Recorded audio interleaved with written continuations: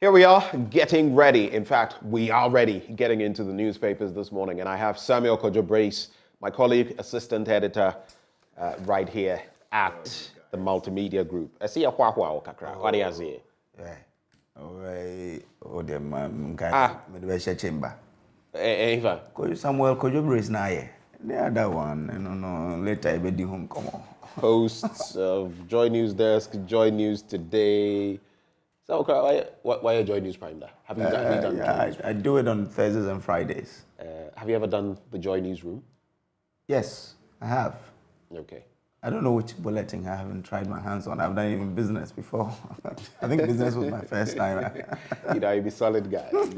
One of these days we should put you on the probe. And it's good to have a feel though. In these last 2 years I've been across the board from clean to crank. I think it's only the business, of course. The business shows I think for mine, the praise should go to Abla. I think she did it. Fantastic producer extraordinaire. She did it. I mean, I came in as someone who has not done TV before. Right. My only presentation. Just as I did. Yeah, the only presentation I did on was in my mirror. As if I'm presenting on TV. But she brought something great out of me. So yeah, I think kudos to her. So yeah, this morning I'm extending my gratitude to Abla D'Souza. Abla D'Souza. Well, Abla, if you're watching us this morning, a very good morning to you, and thanks for being you. She can be stern, but it is what it is. Sometimes we fight. I remember this day on the probe, and she was, and I also, but in the end we all smiled, and that's the beauty of this work. You disagree to agree sometimes. Exactly. And then you smile over it. Yeah, sure. But before we get into the latest, so today I am sharing my thoughts, as always, blunt thoughts on this. And I just want your take, especially as, so the sheer struggle to keep it all together in an economy being stripped naked. The bare bones of our situation. We've seen the latest inflationary rates. It's gone up by about, 3.3%. And it's inching up again. Yeah.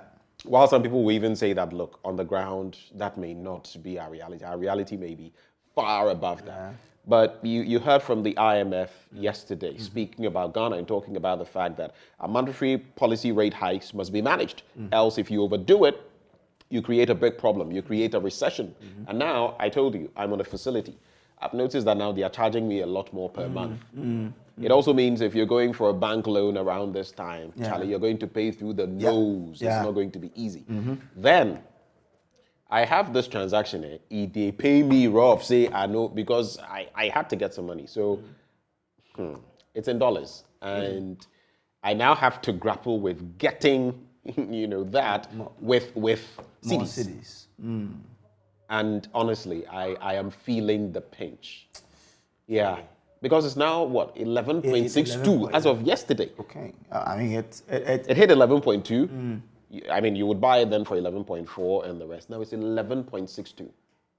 I think that all economists in Ghana, the government should probably create that opportunity for them to come around the table and look at how we can solve this. Because from how things are going, it's becoming more tougher.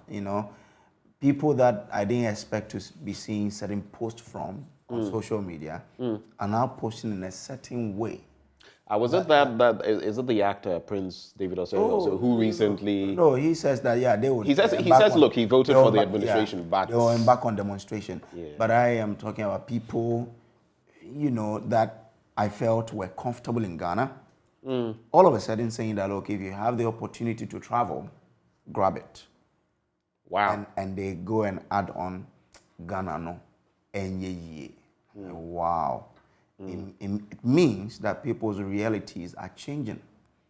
And the earlier we find a solution to that, or why people are losing trust in Ghana, the better. Look, Kojo, sometimes people think, and I always get, fascinated when people do this. When we criticize the NDC harshly, and we're at the forefront, people were like, now that we're criticizing this administration, it's like, we are not anti-anybody. Look, if you make things go well, we will be there for you. But the point is, once things remain the way it is, we cannot stop because we all feel it. Look, I keep saying, the number of my friends who have jettisoned Ghana, traveled to the UK, US, Australia, Canada this year. It would shock you. Wow. And all of them, what am I saying? A lot of them are professionals, accountants, medical people, doctors, nurses. All of them are going. Because there are opportunities out there for them, so they are grabbing them. What government should know is that in its first term, it wasn't criticized as much as it has been criticized. It's more like maybe your first 2 years are more like a honeymoon period. But after that, anything after that. And you know what really gets me upset? Some of the rhetoric back then. I don't know how many people recall, and I'll be sharing some of them today as I share my blunt thoughts. The talk about we have the best economic management team. Can you even remember the former administration's economic management team?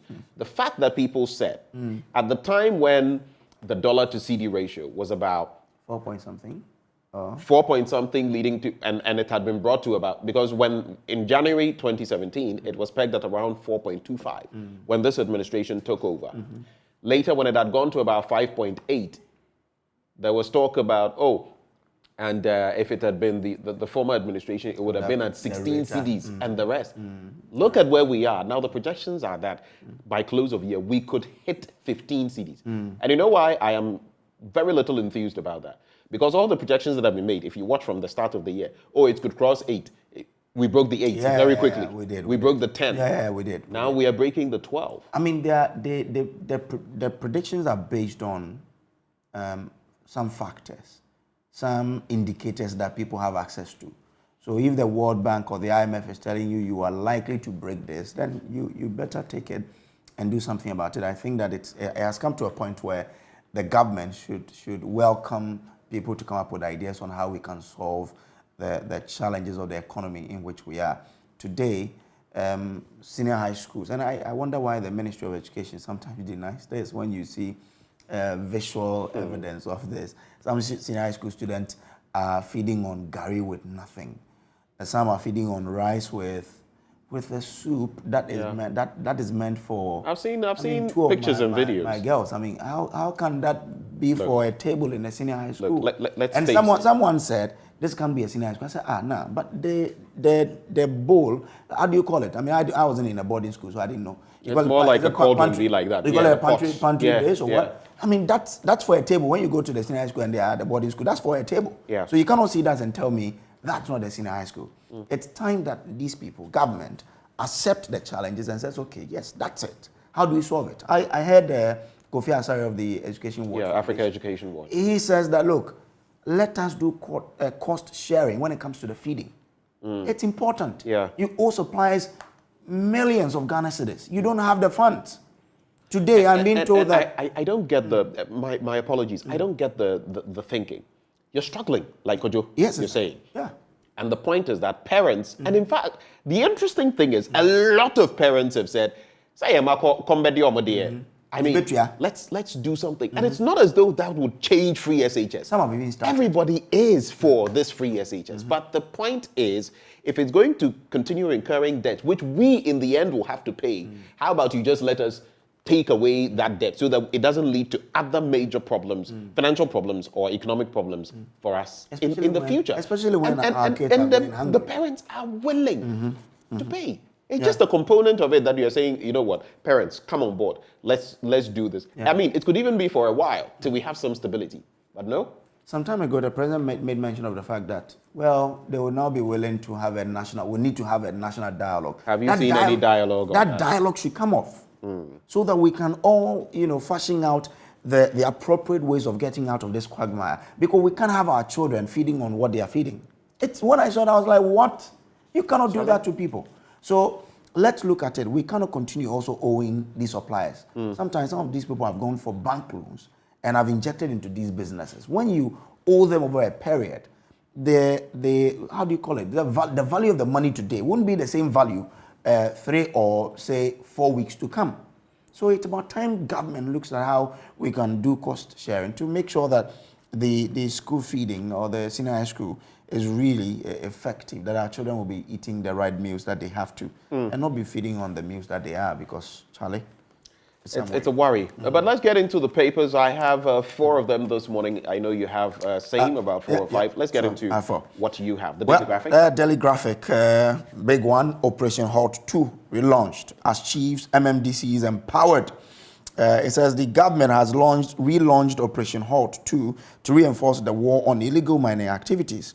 In addition, the granting of mining licenses by the Minerals Commission and other relevant bodies will now involve the input of chiefs, regional ministers, and metropolitan, municipal and district chief executives. The Minister of Lands and Natural Resources, Samuel Abojenapo, made this known when he took his turn at the minister's press briefing in Accra yesterday. And we were told that some fantastic results have been achieved. Let's see how that goes, that there have been several arrests. We want to see how the law will take it up. But Ben, I was at the training yesterday, and the least you can get now for this punishment is 20. 15. The maximum is 15 25. to 20. 25. Is it 25? Yes. Right. That's huge. 15 is not a joke. I mean, 1 year is not a joke. Yes. 1 year. And the man who was taking us through said that imagine you leave your children and spend 15 years, which is the minimum. It means that the judge cannot give you less than 15. Right. They'll give you the least he can is 15. If you spend 15 years of your life in prison because you engage in illegal mining, then you need to probably take a real look. Energy analyst Kojo Poku said something interesting to me. I think it was just yesterday or so. He made mention of the fact that we must spread the net of this thing and ensure that, for example, those providing excavators, equipment, if you are found culpable, it's not just your equipment that is going to be seized and maybe burnt or whatever they do to them, but you are also going to receive criminal sanctions or be charged with criminal sanctions. You are also going to get some prison term. And I felt that would also be a good way because they are also benefiting from the system. Yes. They are look, I interacted with someone recently. He's a foreign national. He's not Ghanaian, but he's lived here for a long time. I think he's Lebanese or Syrian or something like that. I don't know whether he knows the work I do, but some of the things he said about excavators and everything, I was just in awe. Some of these people and how business is not so good and this and that. And I was just thinking, we're talking people who have 100 excavators, 200 excavators. Such people should be put under the microscope. And if you are giving out these excavators to people who are destroying our natural resources, guess what? You're benefiting from that same system. You're also liable, and you also face penalties. I agree with Kojo Poku. So Ben, I think that yesterday at their training, the new law, Act 955, brings these people under. Which is what the AG wants some of those who were sanctioned recently to fall under. Yeah, so now, when you bring your excavator in town, it is registered. It's mandatory. You need to register it. And then it will be tracked. And then, so tracking systems to ensure that they are not deployed to mining areas. No, you go to a mining area. I mean, it's registered for purpose. But what's going to happen is that, let's say your concession is this paper that I have. There's a buffer zone in the concession that the excavator, if you move outside of the concession and move on to another concession, it will trigger. It's illegal. So immediately you go outside this zone, your excavator is stopped from Accra, not from you. You cannot move it. And then when you are caught engaging in illegality, it has its own punitive measures. I've forgotten exactly, and I don't want to make a mistake in quoting the law. Right. But the fact is that they have been brought under the new act, and only if the problem of Ghana is law enforcement. Yeah. I was just about to say that. You see what you said. So once you get outside of your zone, your area, that place demarcated to you, someone must be able to let your excavator cease working. The problem is that someone. That's someone. Okay. The problem is that institution. The problem is whoever is going to be at post. That's basically what I'm saying. That is where the problem lies. Because believe you me, you will see that people will do the wrong thing and get away with it. That's been our bane. That's been our problem. Again, on this same thing, we're keeping a little longer on Galamsey because it's been quite major this week. Now, yesterday at the meeting, I was asking them, how come people were doing this in the full glare of the public and we couldn't do anything? And the answer was that the police, which is the law enforcer, had to do that. Now, if the police in Wase Kropong was not able to arrest the people who were mining close to the road, what could the Minerals Commission officer do? So I think it is time we need to get the police to tell us why they are not able to be to arrest some of these people when you see them mining close to the road. Right. I mean, so we should look at that aspect as well. But let's see how this one will go. Tamale Central gets fair share of national cake. It comes with a picture of a section of a Tamale interchange and a central mosque. Abandoned vehicle now removed. ECOWAS Investment Bank approved 250 million for 5 countries. I'm sure we'll be included. Anyway, so Ben, that will be it for me from the Daily Graphic. Well, let's quickly get into other papers. Ghanaian Times newspaper now. Renewed fight against Galamsey. War to target foreign sponsors to cut funding from kingpins and barons. Let's take a look at that shade of the conversation. And it's in the middle spread, page 16 to be specific.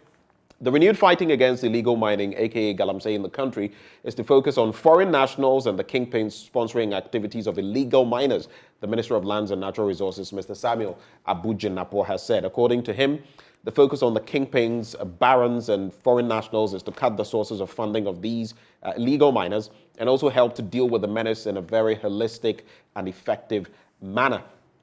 Quote, as we say in our local parlance, if you kill a snake and chop off the head, it becomes a mere rope. So we have taken the decision to go after these foreign nationals and the kingpins, and we believe that once we succeed with that, we will make giant strides in the fight against Galamsey in the country.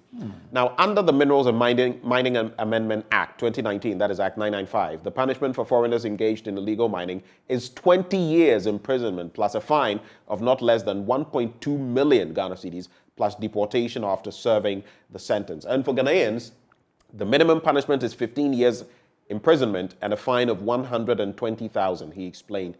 And all these enhanced punishments, Mr. Jinapor said, had been introduced to deter people from illegal mining. Like we mentioned, it's left with the implementation. MMDC is to face sanctions over environmental degradation, Dr. Kokofu says so, and henceforth any metropolitan, municipal, and district chief executive in whose jurisdiction acts of environmental degradation are recorded will be sanctioned. Executive Director of the Environmental Protection Agency, Dr. Henry Kwabena Kokofu, has warned, noting that Ghana was deteriorating into the worst state of environmental destruction. Dr. Kokofu said the time to crack the whip on environmental offenders was now. Okie doke. There's also 553,408 candidates to sit BEC from Monday. That's according to White. Do you know anyone who's sitting that exam? BECE. Charlie, mine was a long time ago. Do you know where I sat it? No. At the Accra Girls Senior High School. Oh, okay. Which year? Okay, you give a lot out. That's fine. Let's move on. 19. Let's move. Court awards 500,000 damages against Sammy Gyamfi for defaming energy minister, and he said that he would take that up. He would petition the court on that. The Accra High Court General Jurisdiction has found Mr. Sammy Gyamfi, the National Communications Officer of the NDC, guilty of defaming Dr. Matthew Opoku-Prempeh, the Minister of Energy. The court, presided over by Justice Charles Gyamfi Dankwa, awarded damages of 500,000 Ghana cedis against Mr. Gyamfi and ordered him to publish a retraction and an apology to the minister. So what happened? Just briefly. Dr. Opoku-Prempeh in June 2019 took Mr. Gyamfi to court for defamation and wanted the court to fine him 1 million for defamatory statements against him. Apart from the cash fine, the writ of summons filed on June 25, 2019 by Sarkodie Abafo-Awuah and partners, lawyers for the plaintiff, had asked the court to order Mr. Gyamfi to retract and apologize for the defamatory statement within 7 days after the judgment. Those are the stories, major ones, in the Ghanaian Times today. Shall we? Okay, let's move on to the Daily Guide. It says NDC Galamsey hypocrisy exposed. Why are they saying so? It has emerged that former NDC Member of Parliament for Akwatia, Baba Jamal, offered legal representations in court to 5 Chinese nationals who were accused of engaging in illegal mining activities contrary to claims.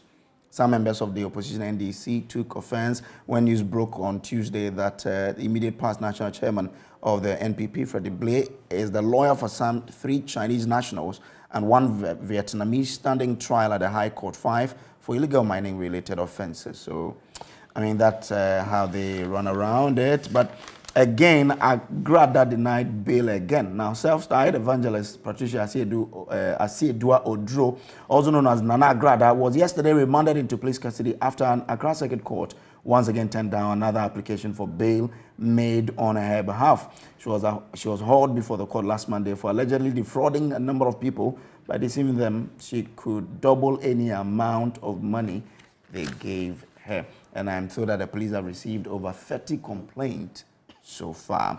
Again, military takes over Galamsey site. I'm contesting over Swampofo General Mosquito. It's official. Yeah, it is. It's official. Yeah. Now he's going for the chairman. That is going to be an interesting Yes. duel. Very interesting duel. Very. Looking at the pedigree of Johnson Esiedun Ketia, who bit, what do they even call him? What's his name? Koku Anyidoho. Koku Anyidoho, the bull, who showed him that a mosquito can destroy give you something, and that was that. But facing off with Samuel Ofuswampo, Sami Foto, as we affectionately call him, that is going to be quite a duel. Because the two people are colossals when it comes to the NDC. They've all been through the ranks. You know how Sami Foto started and where he's gotten to.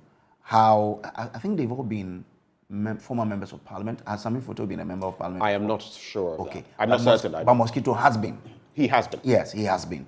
If you look at the worth of I think he still is on one of the parliamentary subcommittees or something. He was given an appointment. The board. The board. Yes, one of the subcommittees on the board. He is a member of the board. Yeah. And I think he's on one of the they have administrative operations. Okay, I know that he's on the board. But he is on the board. Yeah, it will be interesting. He's been general secretary for how long? Is it 30 years Donkey years. Donkey years. I mean, I think he's the longest serving yes. So executive in the party. He has a grasp on the grassroots. This is an executive that every regional executive today has a relations with, even current and former executive have a relationship with. And he's liked by many. Samuel Ofuswampo is also one that is like, you mentioned Sami Foto. He also is a juggernaut. Yes. And he's also established himself. Yes. So this contest is going to be, it is no one's contest. It is everyone's to lose. The D-Day will I like the way you put it.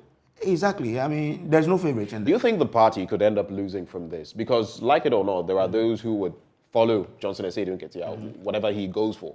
Even if I think he were going for the flag bearership, there would be people who would say he's the man. Yeah. And Sami Foto has also been in the fray, and he's not going anywhere. You remember when he was asked about whether he felt threatened by an Esiedun Ketia coming after, and he said, no. I mean, so some have asked whether in the end one would win, definitely. Yeah.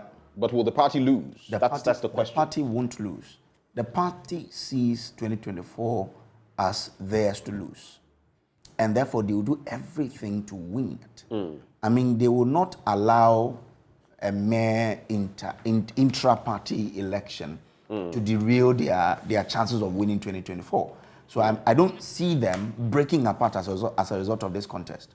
I am seeing them to even become more stronger after the elections to ensure that they win. But Sami Foto has been the chairman for their past two losses to the MPP, isn't it? Yes. 2016, 2020, isn't it? So that's something that you would expect that Esiedun Ketia camp to use against him. Yeah. So let's see how that plays out, really. All right. Let's quickly look at the next few stories. In about 6 minutes, we should get it all done and dusted. The Finder newspaper says, and I'm going to avoid the other stories we've done, there's Proba Kunta Mining, directors halt small-scale mining media coalition to government. So I like the way some of these CSOs are also keeping, just as we in the media are keeping the pressure on when it comes to Galamsey. We say no to Galamsey, and the fight will not stop. Yeah. I mean, we've had our meetings, we've had our thoughts, and we've deliberated with ordinary Ghanaians. The fight is not going anywhere. It is here today, tomorrow, the day after, forever, if it takes that. But the Media Coalition Against Galamsey has called on the government to order small-scale and surface mining activities to stop immediately to allow water bodies and forests to begin to restore. The government is also encouraged to bring sanity to all surface mining activities in the country.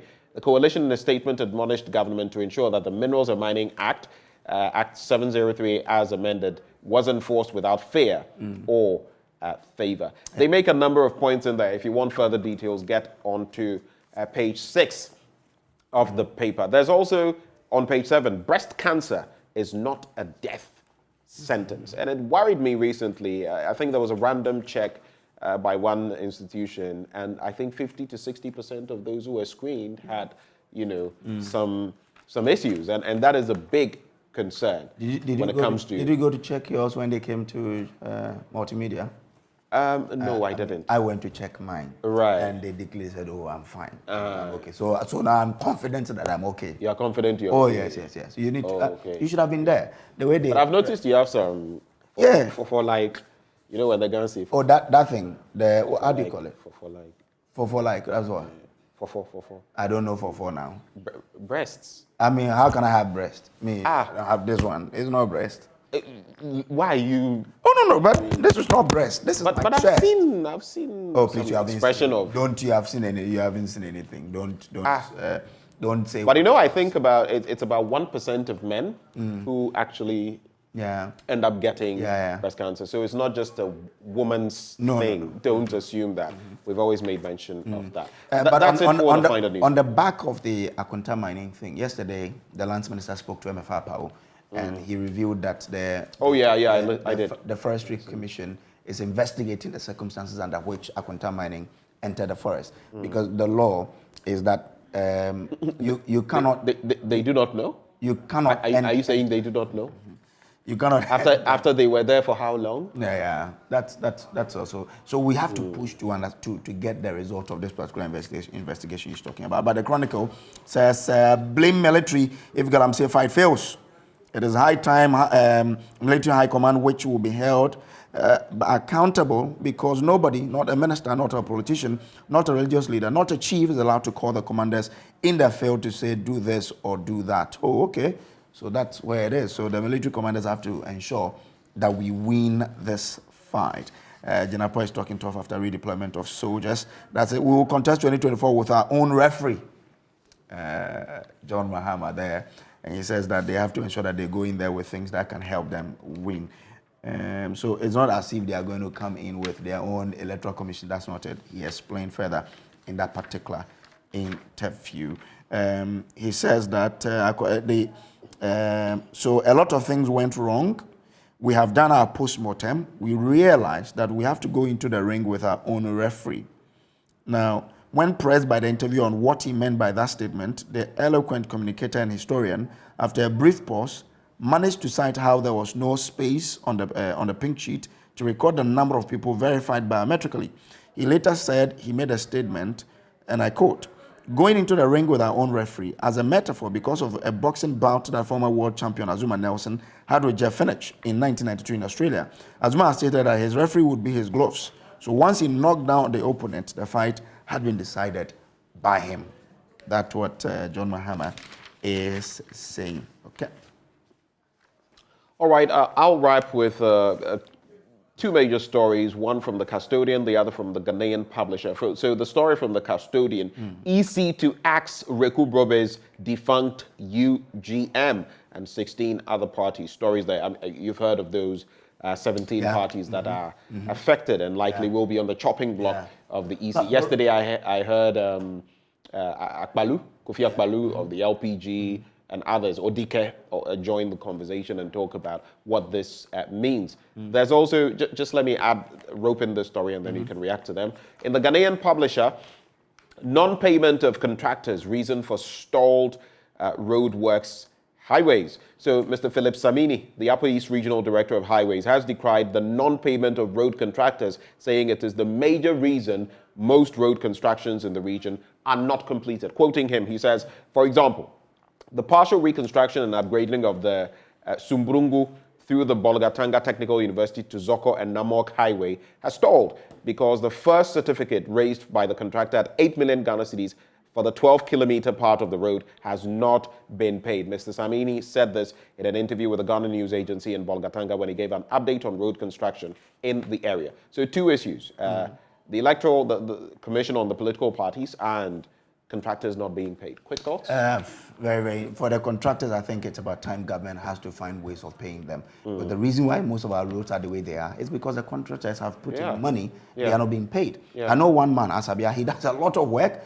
and he's not paid. So it's about time the government looks at how we can finance our roads. On the political parties, well, the law is clear that you need to have national presence. You need to have presence in the constituencies.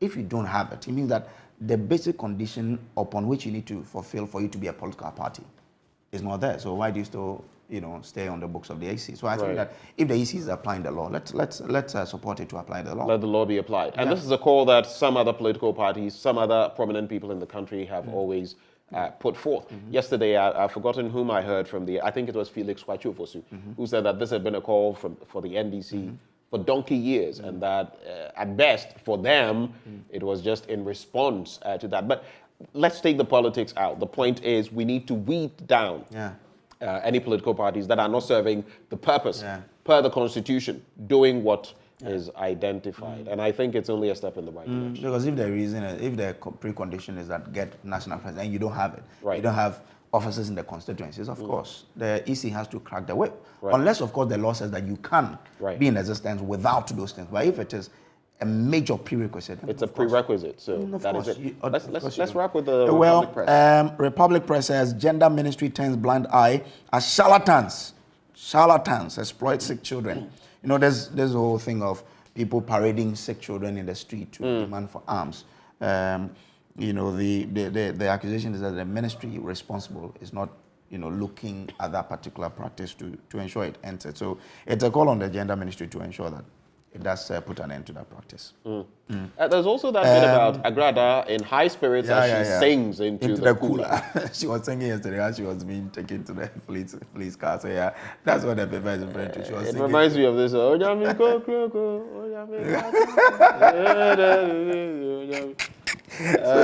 She's still in the cooler. Oh yeah, she's still there. Agrada. The thing is, I'm not sure the singing crowd will change anybody. So let's see how it goes. Oh, nothing. But this woman there have been several allegations about her. But let's see. You mentioned what? About 30 pending? Yeah, 30 people have brought up complaint. But when the issue broke up, people were like, this woman had done it before. How do you still allow yourself to be fooled in terms of money doubling? You remember about some 4 or so years ago when there were a lot of issues about her money doubling issues? You remember that? There's no time for this, but I'll just bring this up about that fraudster who, just a few days ago was trying to. You invited me to. Yeah. It's actually in my blunt thoughts. We need to educate people. Yeah. To be wary of the calls or the numbers that call them. This one, it almost got me because it was a landline.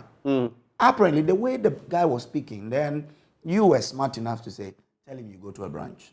Immediately we said we'll go to a branch. Because he wanted you to key in those details. Yeah, and I said, no. Tell him you're going to the branch. And he ended the call. Because the message even comes with the notice that we will not call you for your PIN. So why is this guy says he's from this bank and he's demanding this? So really, it is well. We need to at least I'll give it some space in my blunt thoughts. Do. Thank you, Have a good day. You too. And a very good day to all of you as well. Up next, we serve you sports. After that, I'm coming to you with my blunt thoughts. Water. Stay.